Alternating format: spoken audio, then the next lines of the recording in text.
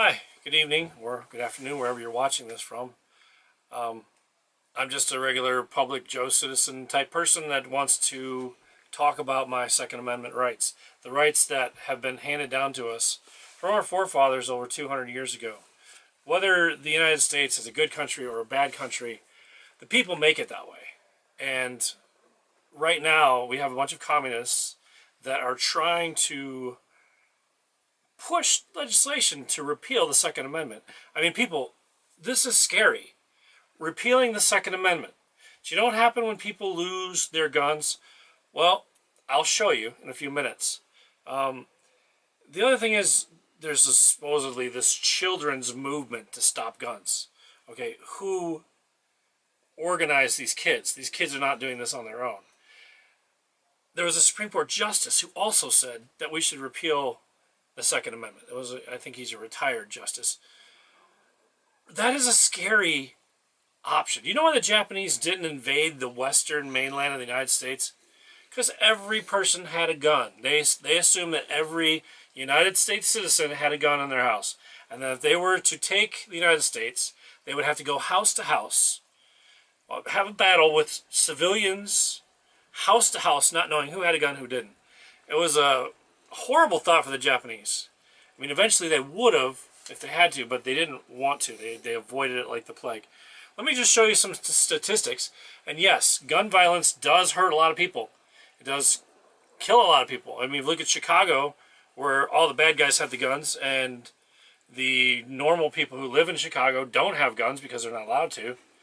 You see a lot of violence because people can just cap somebody and knock them off whenever they want to. They don't have to worry about repercussions because by the time the cops get there, it's 30 minutes later if the cops show up at all. So let me show you some statistics, if I can say it right. See what you think. And they're not exactly like down to the decimal. They're kind of rounded. But let's show you the last few years and last 100 years and see what you think. The experts agree. Gun control works. Just ask Adolf Hitler, Fidel Castro, Muammar Gaddafi, Joseph Stalin, Idi Amin, Mao Zedong, Pol Pot, or Kim Jong-il. Maybe even ask Kim Jong-un if gun control works. It does. It keeps the dictators in power. It keeps the people as slaves. And if you like being a slave, I guess you can live a happy life. You're safe and secure. The number of gun-related deaths in the United States has been staggering. If we'd all just give up our guns, we'd all be much safer. Let's take a look at the statistics, shall we?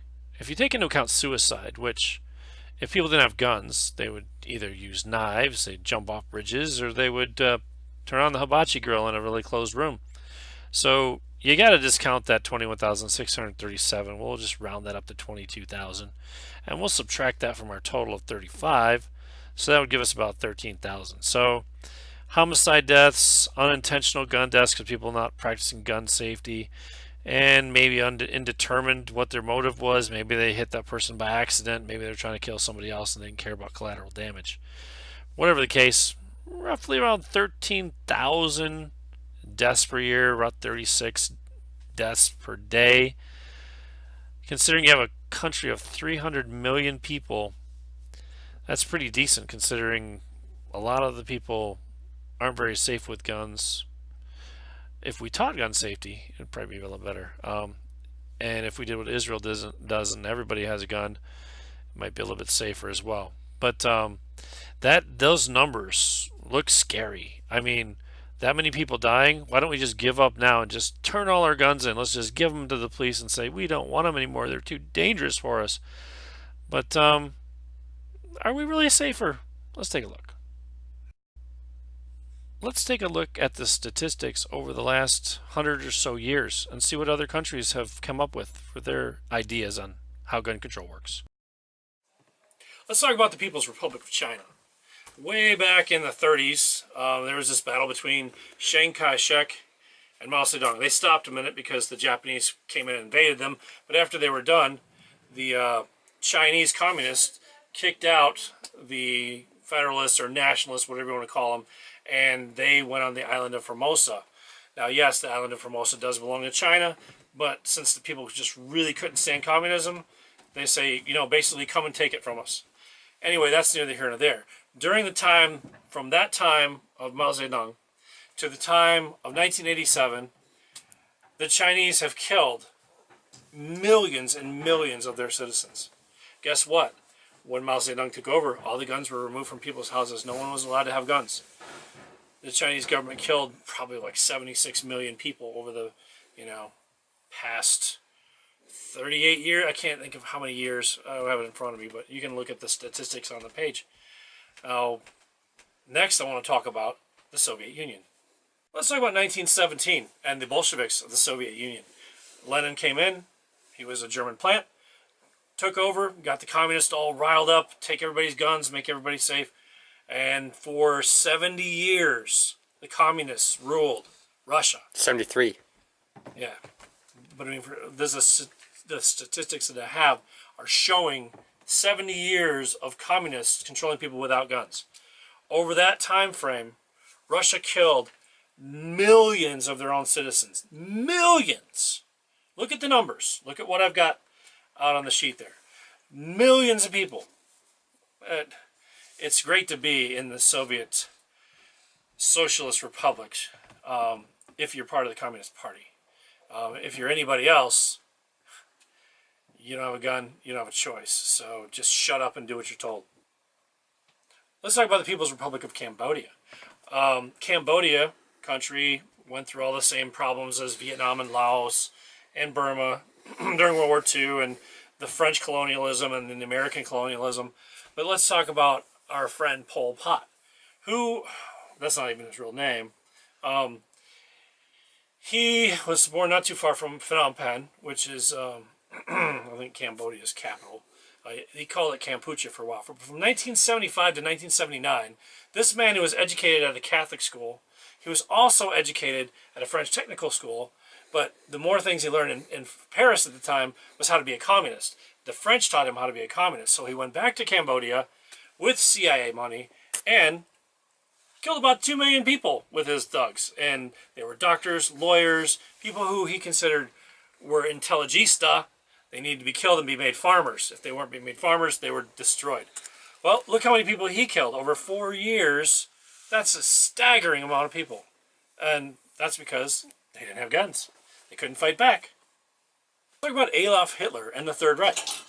Adolf Hitler's campaign was to take the guns away, do the people's thing, have the kids help, have the kids say, guns are dangerous. You have all these kids standing around Adolf Hitler, just like they were standing around Obama saying, we need to take the guns away because people are not responsible with their guns, and they kill people, and the guns hurt people. They really do. So we need to take them away. So from 1939 to 1945, Hitler laid siege to the entire world and killed, 6 million Jews, for one, that didn't have guns to fight back. He killed a bunch of Russians, killed a bunch of French, killed a bunch of Americans, and he killed a bunch of his own people. His own people who didn't have guns. They couldn't fight back. Hitler was the epitome of the Communist Party. He was the epitome of what communism, the idealist communist, was Hitler. And that's what happened to him. Look at the numbers on him. So, if you believe in gun control, why don't you just raise your right hand?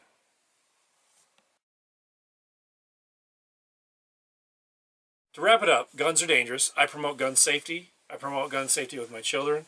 I promote gun safety with anybody I talk to that goes shooting with me because I don't want the good guys getting shot. So gun safety is important. You don't want someone blowing their head off by accident. The other thing is guns don't kill people. People kill people.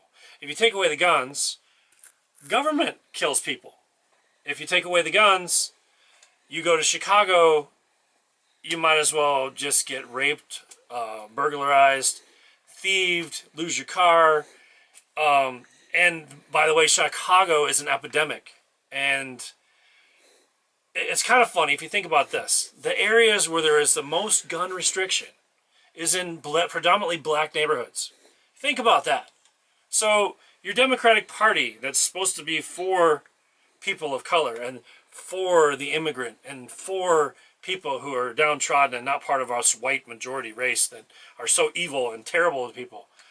Why are most of the abortion clinics in the inner cities? Why is most of the gun control in the inner cities? Think about that, and if I have anything else to say, I'll talk to you later.